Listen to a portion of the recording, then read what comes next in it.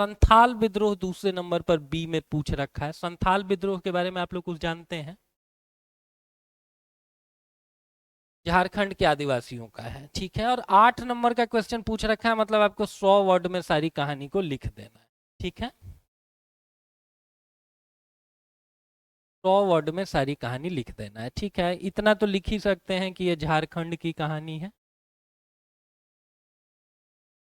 आदिवासी मूल का था, आदिवासियों का था, ठीक है। तीसरा, आप लोग में से किसी को ईयर याद है क्या, किस ईयर का है ये? प्रीलिम्स में अक्सर क्वेश्चन पूछा जाता है कि संथाल विद्रोह किस ईयर का है। 1855 और 56 का है।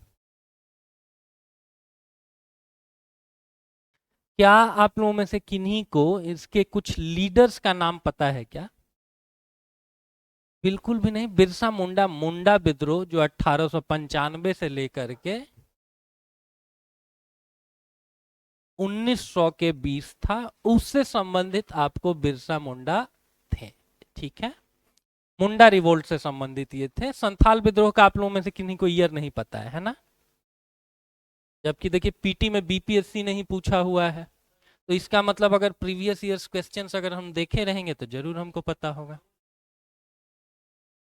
सिद्धू कान्हू, ठीक है। जिस जगह से हम बिलोंग करते हैं झारखंड में, उस चौक पे 2 लोगों की मूर्ति रखी हुई, ठीक है। और कोई ध्यान, मतलब हम कम से कम व्यक्तिगत तौर से ध्यान नहीं देते थे। और चूंकि सरकारी जो भी मूर्तियां वगैरह होती हैं उनका रख रखाव बहुत बेहतर नहीं होता है, एक दिन बारिश आया और सारी चीजें धुली धुली साफ सुथरी हो गई। तब नीचे देखे धीरे से लिखा हुआ है सिद्धू और कान्हू। तो इसके 2 लीडर्स थे, सिद्धू और कान्हू। आप लोग ये सारी चीजें चाहें तो नोट डाउन भी कर सकते हैं।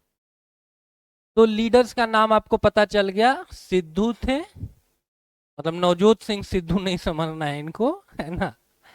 और कान्हू थे, ठीक है।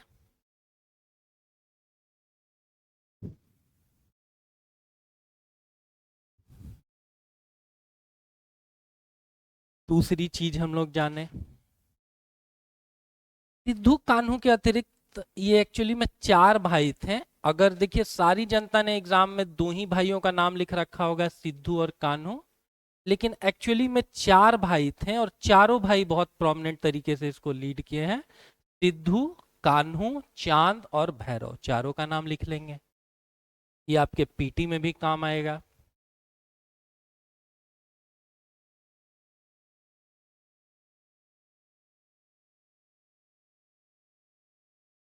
सिद्धू, कान्हू, चांद और भैरव। सिद्धू को क्या बनाया गया था, राजा बनाया गया था। ये सारी चीजें नोट डाउन करेंगे, ये आपके सारे पीटी के हिसाब से भी इंपॉर्टेंट चीजें। और इस पे तो हम लोग बहुत बार बात किए हुए हैं कि आजकल पीटी और मेंस के बीच का जो सीमा है उसको इन लोगों ने खत्म कर रखा है। सिद्धू, कान्हू, चांद और भैरव। सिद्धू को राजा बनाया गया था, कान्हू को बनाया गया था आपको चीफ मिनिस्टर, चांद को बनाया गया था, या प्रधानमंत्री करके लिख सकते हैं, चांद को बनाया गया था मुख्य प्रशासक। और भैरव देखिए नाम से ही थोड़ा खतरनाक नाम लग रहा है, तो इस आदमी को क्या बनाना चाहिए, सेनापति बनाना चाहिए। देखिए इतना तो कम से कम आप पकड़ लिए कि ये खतरनाक नाम लग रहा है। शंकर जी के एक रूप के तौर पर भी इनको जानते हैं। तो इस आदमी का जो नाम है अंग्रेजों के मन में थोड़ा भय वगैरह उत्पन्न करे।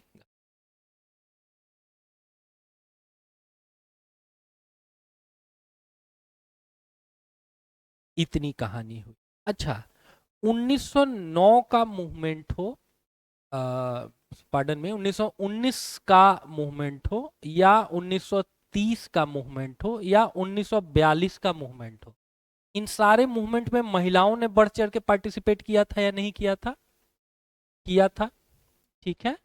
महिलाएं क्या करती थी, गांधी जी ने कहा कि भैया महिलाओं का जो आदर्श अभी तक भूमिका समझा जाता है कि वो अच्छी माएँ बने, अच्छी बहनें बने, ठीक है, उससे अलग निकल करके महिलाओं को भी इंडियन पॉलिटिक्स में एक्टिव रोल प्ले करना चाहिए, ठीक है।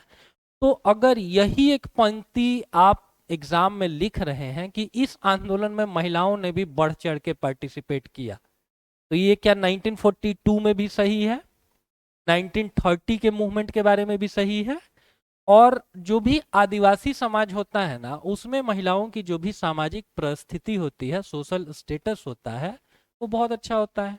ठीक है, तो क्या इस आंदोलन में महिलाओं ने पार्टिसिपेट नहीं किया होगा? जरूर किया होगा।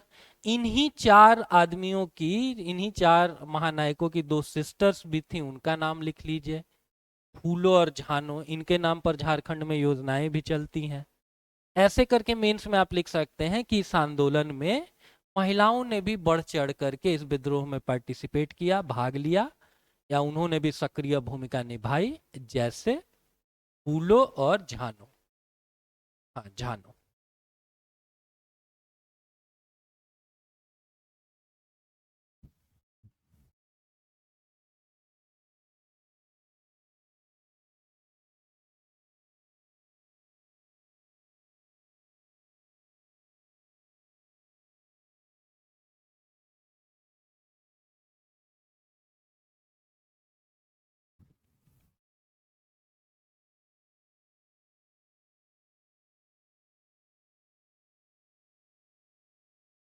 डाउन कर लिए।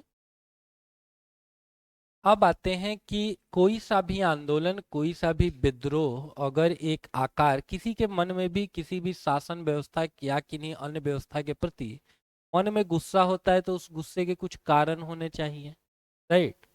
आखिर लोग अभी के समय में भी देखिए तो बिहार सरकार हो गया या भारत सरकार के खिलाफ कोई आंदोलन वगैरह करते हैं, तो उनके पीछे कोई ना कोई एक रीजन होता है। अगर शिक्षकों के नियोजन की नीति अगर अच्छी नहीं लगती है मासेस को, तो भी वो रोड पर उतरते हैं। अगर किसानों को लगता है कि किसान जो आंदोलन, जो किसानों से संबंधित 3 बिल लाए गए हैं, जैसे एसेंशियल कमोडिटीज एक्ट वगैरह, आवश्यक वस्तु अधिनियम 55 में संशोधन किया जा रहा है, वो हमारे लिए बहुत अच्छा नहीं है, तो भी हम क्या करेंगे, उसमें चेंजेस वगैरह लाने के लिए विद्रोह करेंगे।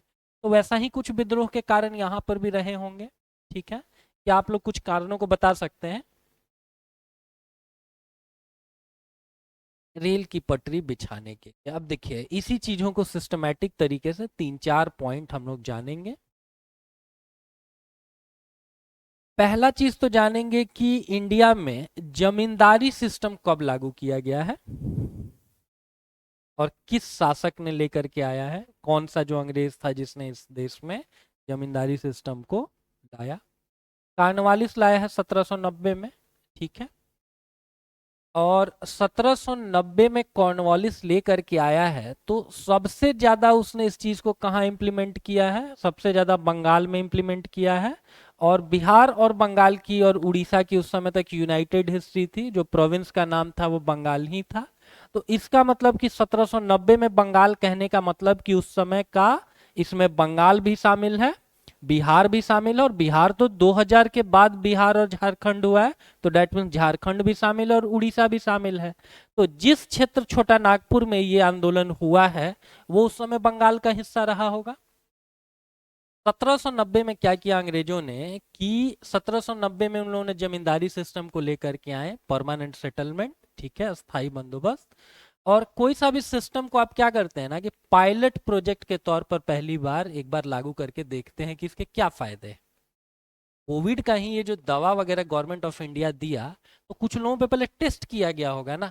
ऐसा तो नहीं है ना कि 150 करोड़ लोगों पे आप एक्सपेरिमेंट कर देंगे, 50-100 में ही एक्सपेरिमेंट किया जाता है। ठीक है, 1790 में कॉर्नवालिस लेकर के आया है, और 1793 आते आते, 1793 आते आते उसको समझ में आ गया कि ये सिस्टम मेरे लिए बेनिफिशियल है, और इस बेनिफिशियल सिस्टम को उसने 1793 में क्या कर दिया, परमानेंट कर दिया। ठीक है, तो 1793 में अगर ये परमानेंट कर दिया गया जमींदारी सिस्टम, तो जमींदारी सिस्टम और कुछ भी नहीं था।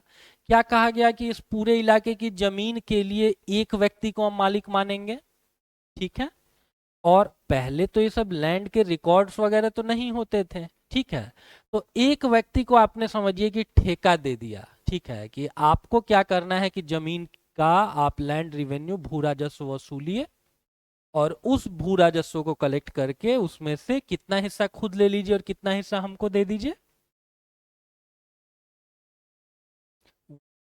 1/11वां हिस्सा आप खुद रख लीजिए और 10/11वां हिस्सा सरकार को दे दीजिए। ठीक है। इस पूरे व्यवस्था में क्या हुआ कि अभी तक जैसे कोई एक छोटा नागपुर का जंगल है, उसमें अगर गांव में हम लोग 4-10 लोग हैं और मेरी आपकी अंडरस्टैंडिंग है कि वो वाली जमीन आपकी है, ये वाली जमीन मेरी है, ठीक है, और कोई बहुत मेरे आपके बीच डॉक्यूमेंटेशन नहीं है, उस समय पॉपुलेशन भी कम रहा होगा, ठीक है, आज़ादी के समय ही अगर देश की आबादी लगभग 35 से 37 करोड़ थी, तो डैट मीन्स कि उस समय और कम रहा होगा उससे 100 साल पहले, और तो जमीन का ऐसा कहीं पे कोई किल्लत नहीं होगा, ठीक है। और ये लोग क्या करते होंगे कि शिफ्टिंग कल्टीवेशन या स्थानांतरणीय कृषि वगैरह करते होंगे, ठीक है। तो उसके लिए मतलब सारी दुनिया भर की जमीन पड़ी हुई है खाली, जो भी जमीन आपको दिख जाए उस जमीन पे क्या करिए कि आप फसल अपनी उगा लीजिए, और जो भी जमीन हमको अपने लिए सुटेबल लग रही है उस जगह पे हम कल्टीवेशन वगैरह कर लेंगे, ठीक है। पहले तो जमीन के लिए इतनी मारामारी नहीं होती थी। आप लोग में से किन्हीं ने लियो टॉल्स्टॉय की कहानी कितनी जमीन पढ़ा है क्या? नहीं पढ़ा है? बड़ी अच्छी कहानी है और गांधी जी के ये फेवरेट कहानियों में, ठीक है। हो सकता है कि कभी पीटी में ही आपसे पूछ देंगे कि महात्मा गांधी किस कहानी से इंस्पायर्ड थे, तो लियो टॉल्स्टॉय की कितनी जमीन। क्योंकि ये रशियन राइटर हैं तो ऑब्वियस सी बात है कि इनकी जो एक्चुअल में कहानी होगी उसका तो टाइटल ये नहीं होगा, रशियन लैंग्वेज में होगा, लेकिन गांधी जी को ये इतना अच्छा लगा था कि उन्होंने खुद से इसका ट्रांसलेशन करवाया था।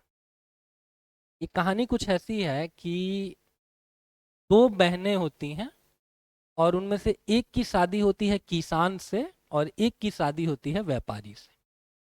तो व्यापारी रहता है, वो क्या करता है, शहर में रहता है, और दोनों बहनें, चूंकि महिलाएं जब एक दूसरे से मिलती हैं तो वो अपने सुख दुख जरूर साझा करती हैं, और दुख साझा करें या न करें दूसरे को जलाने के लिए अपना सुख जरूर साझा करेंगी, ठीक है।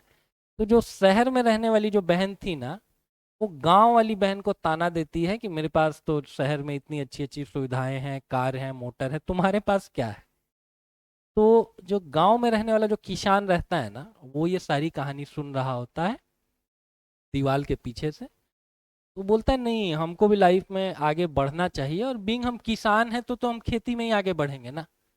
अब विराट कोहली कितना भी अच्छा करने का प्रयास करेगा, फुटबॉल में तो वर्ल्ड कप नहीं जीत सकता है ना, क्रिकेट में ही जीतेगा ना। तो उसके दिमाग में आता है कि हम किसान हैं और लाइफ में हमको आगे बढ़ना चाहिए, और बढ़ने का मेरे पास सबसे अच्छा रास्ता क्या है कि बहुत सारी मेरे पास जमीन हो, हम और खेती करेंगे, हम और संपन्नता लाएंगे। और ऐसे करके उसको इस चीज़ की आदत लग जाती है कि हम ज़्यादा से ज़्यादा जमीन खरीदें और उसके ऊपर खेती करें।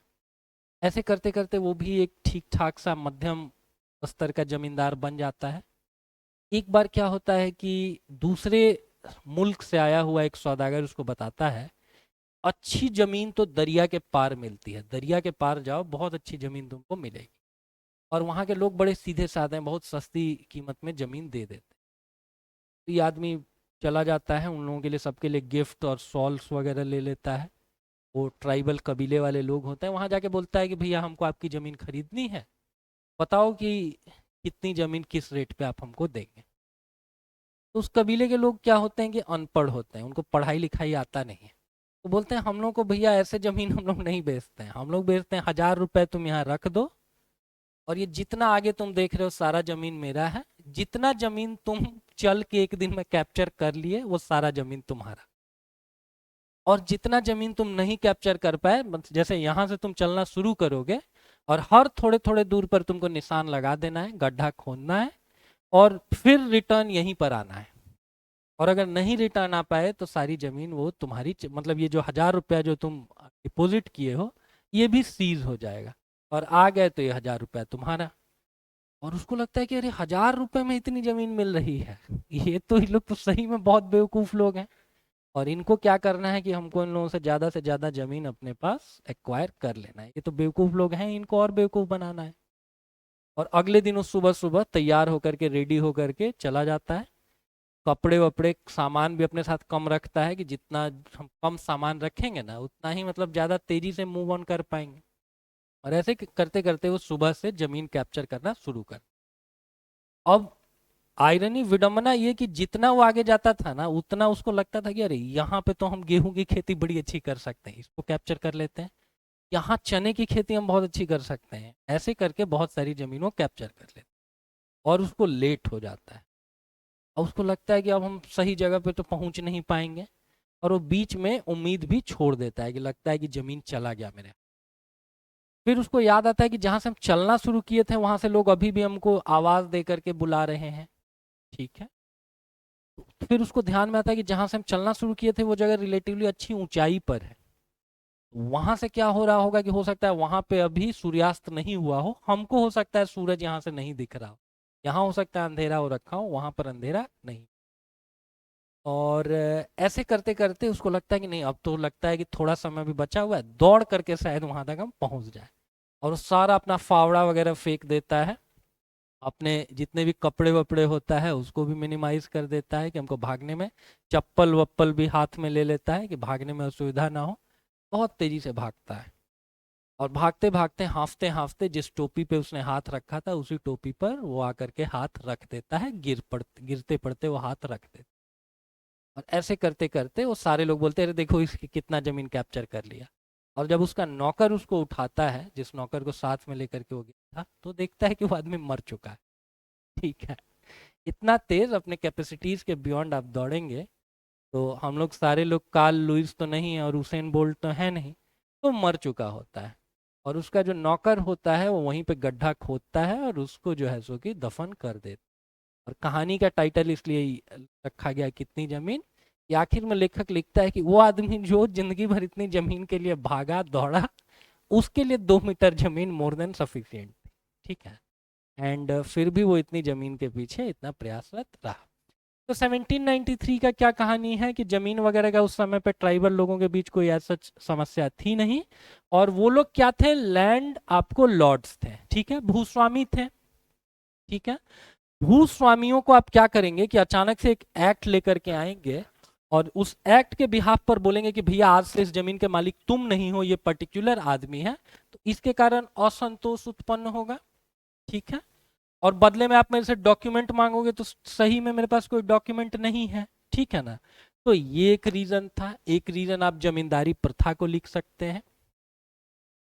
अच्छा, दिमाग में हमेशा ये बिठा करके रखना चाहिए कि किसी भी क्वेश्चन को हम 4 पन्ने में कैसे लिख सकते हैं और 1 पन्ने में भी कैसे लिख सकते हैं, क्योंकि प्रीवियस ईयर्स में आप देखेंगे ना तो इसको एक 38 मार्क्स का फुल फ्लेज्ड क्वेश्चन लिखा हुआ है, ठीक है, बीपीएससी ने ही पूछा हुआ है।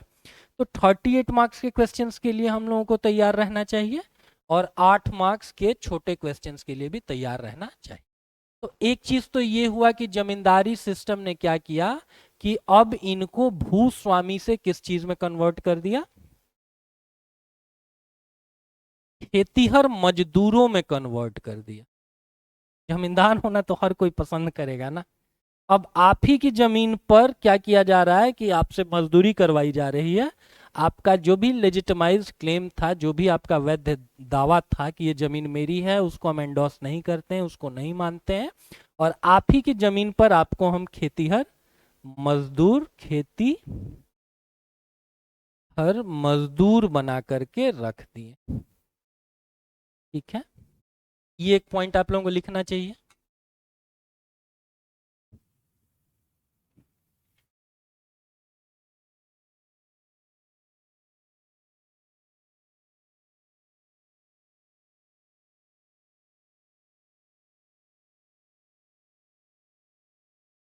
और रीजन इसके पीछे क्या था, तो जमींदारी सिस्टम था जो 1790 में आया।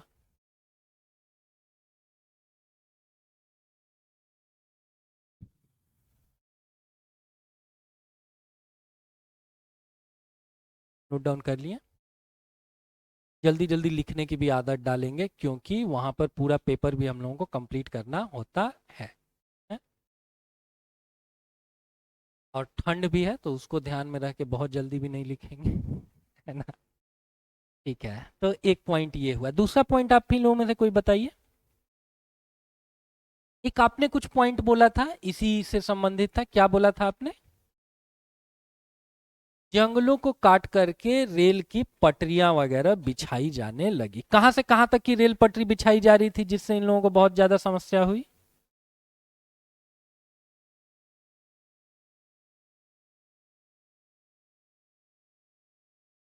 देखिए, 3 मार्क्स भी मिलेंगे इसी 8 नंबर के क्वेश्चन में। किन्हीं को 2 मार्क्स भी मिलेंगे और किन्हीं को 5 और 6 मार्क्स भी मिलेंगे।